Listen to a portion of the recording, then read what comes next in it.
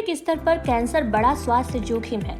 साल दर साल इसमें रोगियों और मृतकों की संख्या बढ़ती जा रही है। भारत में भी पिछले एक दशक में कैंसर के मामलों में तेजी से बढ़ोतरी आई है।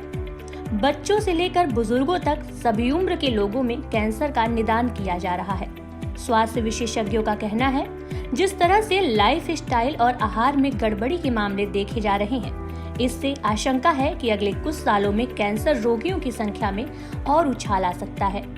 ये स्वास्थ्य सेवाओं पर बड़ा दबाव होगा। इसके जोखिम को देखते हुए सभी लोगों को कैंसर से बचाव के लिए उपाय करते रहना चाहिए। कैंसर के शीघ्र पहचान, रोकथाम और उपचार के बारे में सार्वजनिक जागरूकता बढ़ाने के लिए हर साल भारत में 7 नवंबर को राष्ट्रीय कैंसर जागरूकता दिवस मनाया जाता है। स्वास्थ्य विशेषज्ञ कहते हैं,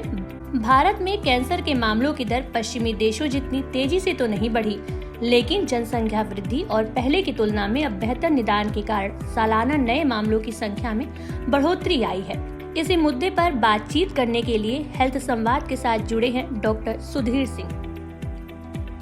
देखिए, जो भी दिवस आयोजित किए जाते हैं उनका अपने आप में एक बड़ा ही महत्वपूर्ण योगदान है पूरे हेल्थ केयर सिस्टम को लेकर के। अगर आप देखें तो सबसे ज़्यादा जो इस समय मॉर्टेलिटी है, अर्थात मरने की मृत्यु की दर है, वो सबसे ज़्यादा दिल की बीमारियों से है। दिल की बीमारियों के बाद में जो नंबर आ रहे हैं एक्सीडेंट और कैंसर जैसी, इसको महामारी भी कहा जा सकता है के रूप में आ रहा है कैंसर, जो मृत्यु का एक बहुत बड़ा कारण है। और चूँकि कैंसर से हमारे यहाँ पर मृत्यु दर बढ़ रही है, इसलिए कोशिश की जा रही है, चाहे वो राष्ट्रीय और अंतर्राष्ट्रीय सभी स्तरों पर कोशिश की जाती है कि लोगों में धीरे धीरे से जागरूकता बढ़े और जागरूकता बढ़ने के साथ साथ कैंसर जैसी बीमारी में उसकी अर्ली स्टेज में आए जहाँ पर उस रोग का उपचार संभव है।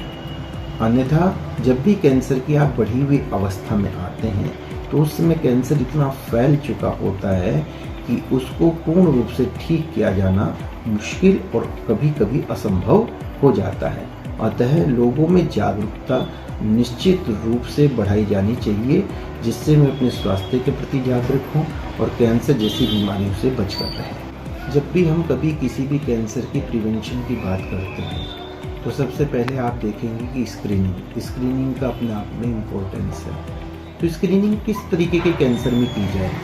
स्क्रीनिंग करने के लिए जो सबसे पहले होना चाहिए वो कैंसर आम, अर्थात कैंसर सामान्य जनता में बहुत ज़्यादा हो रहा हो, इस प्रकार के कैंसर की स्क्रीनिंग हो। साथ ही साथ हमारे पास में स्क्रीनिंग का कोई ना कोई मेथड हो। वो स्क्रीनिंग का मेथड किसी भी तरीके से इन्वेजिव, अर्थात किसी भी तरीके से बहुत ज़्यादा दुख या पीड़ा पहुंचाने वाला नहीं होना चाहिए। साथ ही साथ इस स्क्रीनिंग के मेथड को सुलभ भी होना चाहिए कि वो बहुत ही आराम से इजीली अप्रोचेबल हो और यह कॉस्ट इफेक्टिव भी हो। इसके बाद में अगर आप स्क्रीनिंग से किसी बीमारी का पता लगा रहे हैं तो वह बीमारी को ठीक करने के भी साधन आपके पास में होने चाहिए और साथ ही साथ यह भी जरूर होना चाहिए कि हाँ, उस बीमारी को हम अर्ली स्टेज में पकड़ रहे हैं, क्योंकि कई बार ये भी देखा जाता है कि स्क्रीनिंग से ओवर डायग्नोसिस की समस्याएं सामने आई हैं। तो इस प्रकार से जब हम देखते हैं, चिन्हित करते हैं, तो जो महिला हैं उनमें हमारे पास में ब्रेस्ट कैंसर इस प्रकार के कैंसर में है जिसको स्क्रीनिंग से डिटेक्ट किया जा सकता है। इस समय आपको जानकर आश्चर्य होगा कि 2020 तक फेफड़ों का कैंसर, जो सबसे सामान्य कैंसर होता था, उसको रिप्लेस करके अब ब्रेस्ट कैंसर सबसे ऊपर आ गया है। इसका सबसे मुख्य कारण यह भी है कि महिलाओं में जागरूकता बढ़ी है, वह स्क्रीनिंग के लिए उपलब्ध हुई हैं। तो ऐसे हाई रिस्क महिलाएं जिनकी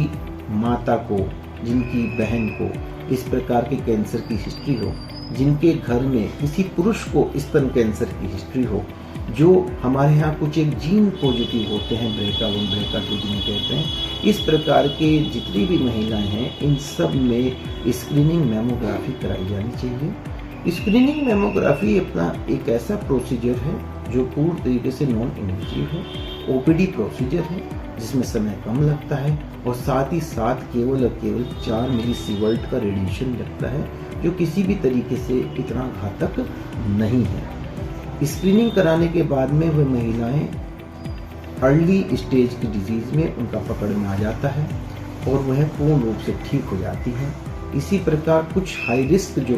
पुरुष होते हैं, जो हमारे पुरुष हैं जिनमें सिगरेट स्मोकिंग की हिस्ट्री बहुत ज़्यादा है, जिन्होंने काफ़ी टाइम लंबे अरसे तक के बहुत ज़्यादा सिगरेट पी हैं, तो ऐसे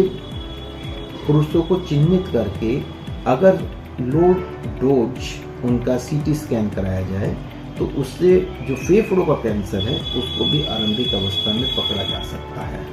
इसके अतिरिक्त जो सामान्य चीज़ें हैं, जैसे जो लोग गुटखा खाते हैं, तम्बाकू है, पान का सेवन करते हैं, तो उनके मुंह में अगर उनके मुंह का खुलना थोड़ा कम हो जाए, जिस कंडीशन को सबम्यूकस फाइब्रोसिस कहते हैं, जिसको आसानी से पहचान सकते हैं, इस प्रकार के कोई छाले हैं जो काफ़ी दिन तक, लगभग 15-15, 20-20 दिन तक ये ठीक नहीं हो रहे हैं, मुंह में किसी तरीके का सफ़ेदपन हो, मुंह में किसी तरीके का लालपन वो महसूस कर रहे हैं, ऐसे लोग, खासकर वो तम्बाकू की समस्या से ग्रसित हैं, तम्बाकू ले रहे हैं, इन प्रकार के रोगियों को भी जल्दी से जल्दी चिकित्सीय परामर्श कर लेना चाहिए।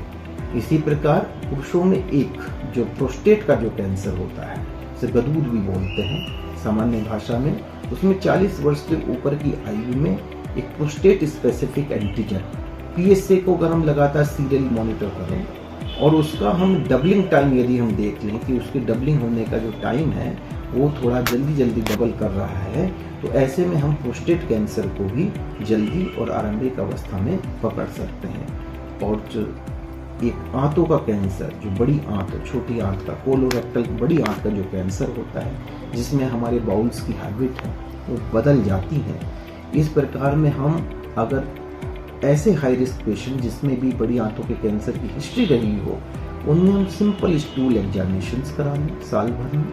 या हम 5 साल में एंडोस्कोपी या कोलोनोस्कोपी का एग्जामिनेशन करा लें, तो ऐसी अवस्था में भी जो उनके प्री कैंसरस लीजन्स होते हैं, जिसमें सबसे पहले पॉलिप्स बनते हैं, ऐसी अवस्था में उन मरीजों को पकड़ा जा सकता है और उनका इलाज कर सकते हैं। तो मुख्यतः जिस प्रकार से हैं, चाहे वो ब्रेस्ट कैंसर है, हमारी बेल्ट में head and neck cancers, oral cavity के cancers, prostate cancer, colorectal cancer, lung cancer, ये कुछ इस प्रकार के सामान्य कैंसर हैं जिनको आप पहचान भी सकते हैं और आरंभिक अवस्था में चिकित्सीय परामर्श के लिए उपलब्ध हो सकते हैं। देखिए, जब जागरूकता बढ़ाते हैं तो केवल और केवल ये नहीं कि कैंसर को आप आरंभिक अवस्था में पकड़ पा रहे हैं, आप ये देखिए किस कैंसर को पकड़ पा रहे हैं। अधिकतर ऐसा कैंसर जो हार्मोन रिसेप्टर पॉजिटिव होता है, यहाँ पे साइंस भी आ जाएगी।